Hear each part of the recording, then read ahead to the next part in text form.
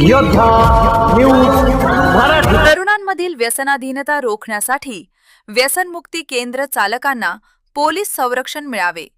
संतोष नाना डोळस। समाजात तरुण वयात अंमली पदार्थांच्या ड्रग्ज व्यसन बळी पडणाऱ्या मुलांचे प्रमाण चिंताजनकरित्या वाढत आहे। या व्यसनाधीनतेमुळे स्वतः तरुण, त्यांचे कुटुंब आणि समाज या सर्वांवरच अत्यंत विपरीत परिणाम होत आहेत।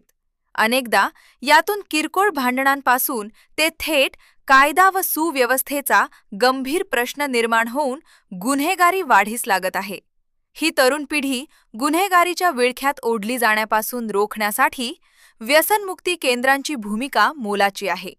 मात्र अशा रुग्णांना दाखल करताना व्यसनमुक्ती केंद्र चालकांना स्थानिक पोलीस प्रशासनाने कायदेशीर संरक्षण दिले पाहिजे, असे प्रतिपादन रिपाई श्रमिक ब्रिगेडचे पुणे जिल्हाध्यक्ष संतोष नाना डोळस यांनी व्यक्त केले। पुणे ग्रामीण पोलीस अधीक्षक कार्यालय, भीमाशंकर भवन येथे आयोजित व्यसनमुक्त जनजागृती अभियान मिशन परिवर्तन 2026 या समाज प्रबोधनात्मक कार्यक्रमात ते बोलत होते।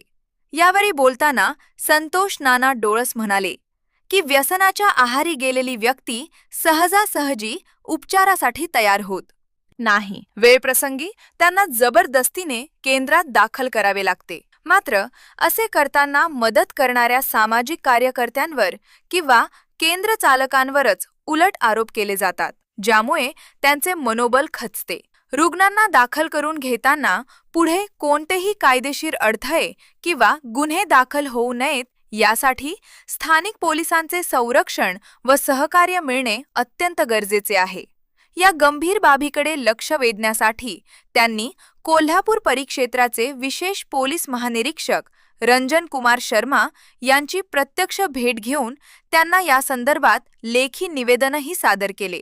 पोलीस प्रशासनाच्या मार्गदर्शनाखाली भव्य आयोजन। सदर कार्यक्रमाचे आयोजन पुणे ग्रामीणचे पोलीस अधीक्षक संदीप सिंह गिल्ल आणि पोलीस उपअधीक्षक अविनाश शिरीमकर यांच्या प्रमुख मार्गदर्शनाखाली करण्यात आले होते।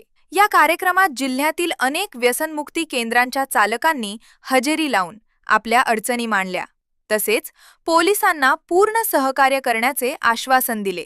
या प्रबोधन सोहळ्याला डॉक्टर विजय मोरे, ॲडव्होकेट अर्चना किर्लोस्कर, प्रसिद्ध समाजसेविका सुशीला मोरे यांच्यासह अनेक वैद्यकीय तज्ज्ञ त्याच्याकडे घडलेल्या सगळ्या वाईट गोष्टी त्या 15 दिवसाच्या काळामध्ये त्याच्यापासून दुष्परिणाम स्वतः परिवार कुटुंब कसं होत होते हे त्यांना त्या ठिकाणी आम्ही मार्गदर्शन करू।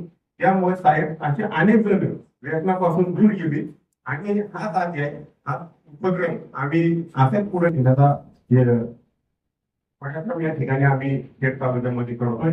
आपण अनेक या ठिकाणी मान्यवरांना बोलायचं आहे तर हा उपक्रम सोपा आहे, याच्यामध्ये कुठल्याही प्रकारचा खर्च नाही। फक्त याच्यामध्ये एकच आहे की त्या रुग्णाच्या घरच्यांनी म्हणजे पालकांनी, आई वडील किंवा त्याची पत्नी यांनी फक्त काही अडचण नाही म्हणून आणि त्यांची मान्यता घेऊन अशी आम्ही लोक केले। व्यसनमुक्तीमध्ये वाढणारे उपक्रम आणि त्याच्या समाजाला त्रास हा असा कार्यक्रम त्या ठिकाणी लावलेला आहे। तर निश्चितच आम्ही यासाठी पोलीस प्रशासनाला मदत करण्याचा आम्ही या ठिकाणी आश्वासन देतो आणि आम्हाला आयोजकांनी बोलण्याची संधी दिली त्याबद्दल धन्यवाद। योद्धा न्यूज मराठीचा संपादक नारायण मनोहर सूर्यवंशी। रोजच्या खात्रीशीर बातम्यांसाठी पाहत रहा आमचे न्यूज चॅनल। आजच सबस्क्राईब करा, व्हिडिओला लाईक करा आणि शेअर करा। धन्यवाद।